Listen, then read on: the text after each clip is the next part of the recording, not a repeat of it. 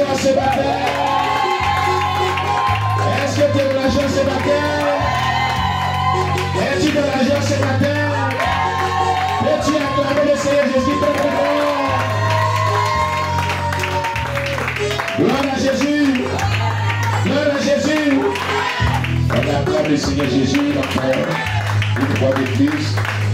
On s'assoit dans la paix du Seigneur. Bien-aimés, que Dieu vous bénisse. Que la grâce du Seigneur surabonde dans votre vie. Que la paix du Seigneur soit avec vous. Amen. Nous sommes là pour continuer notre culte de ce dimanche. Tu vas prier le Seigneur pour notre premier message de ce jour. Tu vas confier ton cœur à Dieu. Tu vas confier ce message à Dieu. Tu vas demander à Dieu de te parler, de t'édifier, de te donner la compréhension de ce message et de t'instruire au travers de sa parole. Au nom de Jésus-Christ, prie le Seigneur. On prie le Seigneur notre Dieu. Éternel, merci. Tu as été le premier à nous donner ta vie à la croix. Et voici que notre Dieu, ce matin, tu nous donnes encore cette opportunité de nous réunir afin d'écouter ta parole. Nous voulons bien, notre Père, éternel Dieu, écouter encore davantage ce message si merveilleux que tu nous accordes. Nous te prions de nous parler ce matin au travers de ce message que toi-même tu as prévu ce matin pour nous. Parle à nos cœurs, Seigneur Jésus-Christ. Parle à nos cœurs, notre Dieu. C'est pourquoi nous te confions nos vies. Nous te prions de nous édifier. Nous te prions de nous parler. Au nom puissant de Jésus-Christ, nous prions que tu interviennes. Au nom de Jésus-Christ, nous prions que tu nous parles. Seigneur, pour la seule gloire de ton nom. Seigneur, édifie-nous. Seigneur, manifeste ta grâce. Seigneur, parle à chaque personne. Seigneur, donne la compréhension de ta parole. Dans le nom puissant de Jésus-Christ. Père, parle à nos cœurs. Car nous voulons comprendre ce que tu voudrais nous donner comme instruction ce matin. Pour la seule gloire de ton nom. Où les églises des cieux répandent ta grâce dans nos vies. Au nom puissant de Jésus-Christ. Amen. Amen. Dieu vous bénisse. Que la paix du Seigneur surabonde dans votre vie. Que la paix du Seigneur surabonde dans votre vie. Peut-être qu'il s'est retrouvé ce matin. Acclamez Jésus pour le gratifier parce que souvent il perd le réseau. Il perd le réseau souvent. Bon, aujourd'hui on dirait que ça va. Il a une bonne réaction aujourd'hui. Acclamez Jésus pour lui. C'est maintenant il se réveille. Sinon il était vraiment. Il avait perdu le réseau, etc. Amen. Dieu vous bénisse. Alors, chers bien-aimés, dimanche dernier, on avait commencé un merveilleux sujet très important qu'on avait suspendu car il était très avancé. On ne pouvait pas continuer ce sujet. Amen. Bon, aujourd'hui, nous allons continuer ce merveilleux sujet qui est très important. Amen. Gloire à Jésus-Christ. Nous étions en train de parler de certains péchés qu'il ne fallait pas commettre. Alléluia, qui pouvaient vraiment détruire vraiment notre destinée. Les péchés inoubliables devant Dieu et les péchés oubliables devant Dieu. Amen. Et nous avons parlé en disant que nous ne devons pas attaquer le fond de ce message. On allait débuter par un certain nombre de faits que le peuple juif avait commis. Une décision qui était prise, qui n'était pas vraiment à la gloire de Jésus-Christ. Et qui avait entraîné vraiment des conséquences dramatiques dans la vie de ce peuple. Amen. Gloire à Jésus. Refuser la volonté de Dieu, c'est se mettre vraiment sur un chemin de souffrance. Ce peuple avait décidé qu'il voulait un roi à leur tête. Et même que cela se faisait dans les nations autour d'eux, les nations païennes. Amen. Oh, la volonté permissive de Dieu est très dangereuse. On en avait parlé la dernière fois. Amen. Et Dieu avait dit à son serviteur, Samuel, ce n'est pas toi qui refuses, mais c'est moi l'Éternel qui refuse. Ce peuple a été toujours comme cela, rebelle, depuis qu'il est fait sortir du peuple d'Égypte. Ils étaient rebelles à mes voix. Ils n'ont pas marché selon mes prescriptions. Et c'est comme ça qu'ils continuent. Laisse-les. Fais ce qu'ils te demandent. Nous avions parlé de tout cela la dernière fois. Et le prophète Samuel était en train de mettre à l'œuvre ce que Dieu lui avait dit. Amen. Amen. Et il avait établi ce roi du nom de Samuel sur le peuple juif. Alléluia. Amen. Nous connaissons la suite. Samuel a fait exactement tout ce que le prophète Saül avait prophétisé. Cela s'est réalisé dans la vie du prophète Samuel. Et dans la vie du prophète, dans la vie du roi Saül. Alléluia. Dans la vie du roi Saül. Gloire à Jésus-Christ.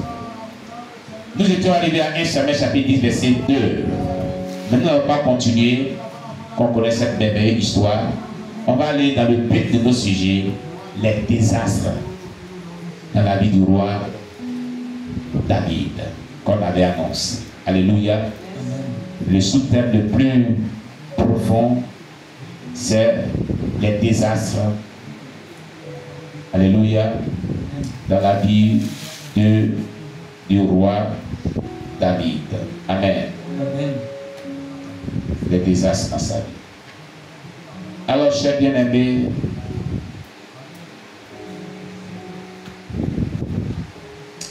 les désastres dans la vie du roi David sont survenus à cause de qui? À cause de lui-même, ses propres péchés. Amen. Amen. Vous voyez, comme je le disais tantôt, il y a des péchés qu'il ne faut jamais accomplir dans ta vie. Il ne faut jamais commettre. Ce sont des péchés qu'on ne doit pas commettre. Amen. Amen. David a commis certains, il a commis beaucoup de péchés. C'est pourquoi Dieu dit, un homme selon le cœur de Dieu. Il était pécheur comme nous. Amen.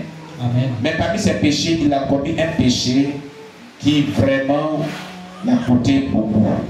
Afin que David, non seulement a régné, toutes les promesses de Dieu sont réalisées dans sa vie, mais il les a vécues dans la douleur, dans la souffrance, dans l'angoisse.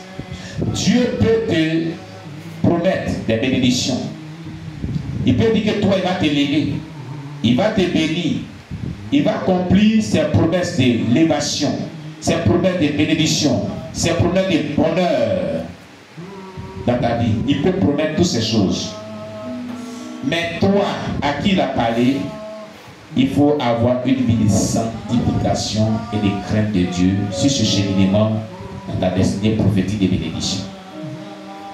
Sinon, si jamais tu vis le contraire et que tu ne marches pas dans les voies de Dieu, pendant tout ce que Dieu a promis dans ta vie, ce que tu vas vivre sera désastreux. David a connu cette marche-là.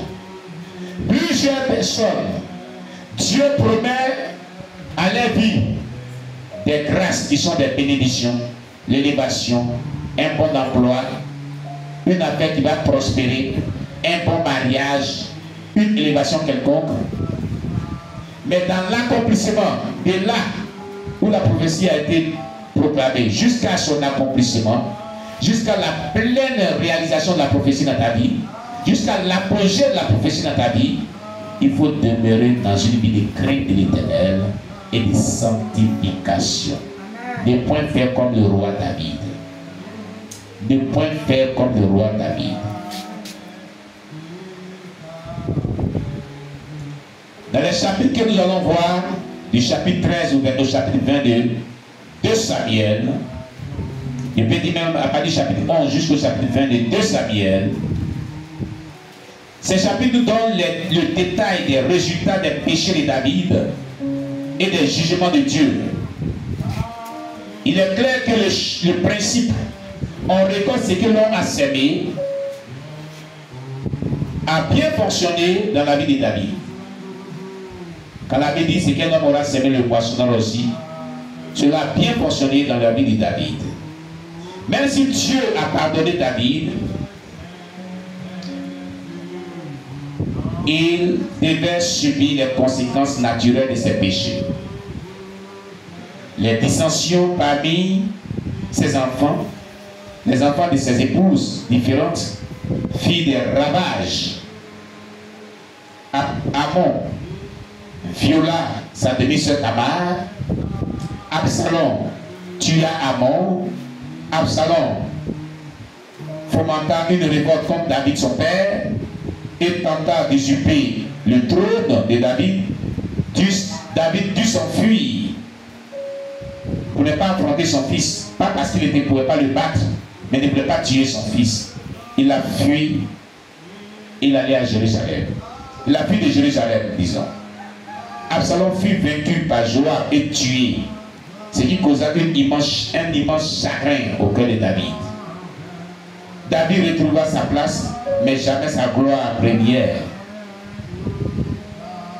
Alors, on va parcourir tous ces grands événements dans la vie de David, inoubliable. Vous pouvez comprendre que le péché causa des dégâts incroyables dans la vie de David. Des dégâts incroyables dans la vie du roi David. C'est pourquoi il n'est pas bon de commettre le péché. C'est pourquoi il faut haïr le péché sur toutes ses formes. La Bible dit que Dieu hait le péché, mais il aime le pécheur. Bien-aimé, tu dois haïr le péché tel que Dieu hait le péché aussi. Tu ne dois pas aimer le péché.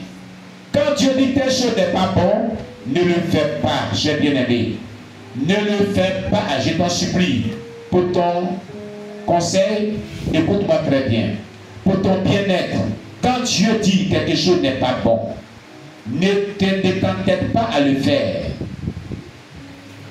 Je t'en supplie, ne t'entête pas à le faire. Il ne faut pas être têtu là-dessus.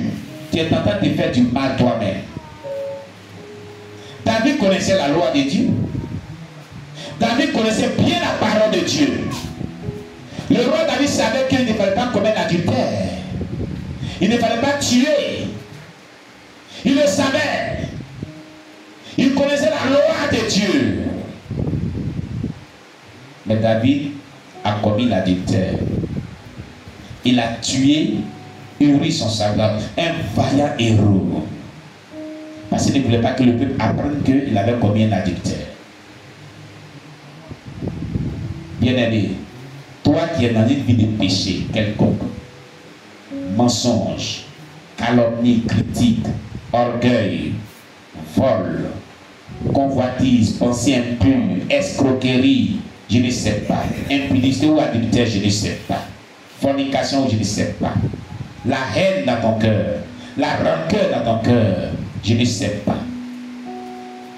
Toi, c'est le péché qui te fatigue. Peut-être c'est la masturbation, je ne sais pas. Mais tout péché qu'il commet un être humain a des conséquences désastreuses. Désastreux. Et si tu ne te répands pas, la destination pour toi c'est l'enfer si tu meurs dans ces péchés. Si tu ne te répands pas, que la trompette sonne, tu ne seras pas enlevé. Tu vas affronter la grande tribulation. Bien-aimés, craignons Dieu. Craignons Dieu. Ne faisons pas comme David. C'est pourquoi tu vas ouvrir ta parole de Dieu. Tu vas ouvrir la parole de Dieu dans le livre de 2 Samuel chapitre 11. Amen.